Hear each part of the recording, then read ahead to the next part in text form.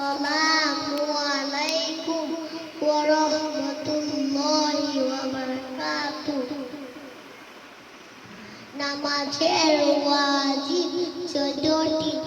আলহামদু শরীফ পুরা পড়া, আলহামদুর সঙ্গে সূরা মিলানো, রুকু সেজদায় দেরি করা, রুকু হতে সোজা হইয়া দাঁড়ানো, দুই সেজদার মাঝখানে সোজা হইয়া বসা, দরমিয়ানি বৈঠক করা, দোনো বৈঠকে তাশাহুদ করা, ইমামের জন্য কিরাত আস্তে বা জোরে পড়া,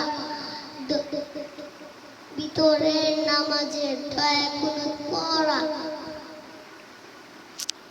দুই ঈদের নামাজে 6 তাকবীর বলা, প্রত্যেক ফরজ নামাজে প্রথম 2 রাকাতের জন্য কিরাত নির্ধারিত করা, প্রত্যেক ফরজ নামাজে প্রথম 2 রাকাতের জন্য কিরাত তারতিব ঠিক রাখা, প্রত্যেক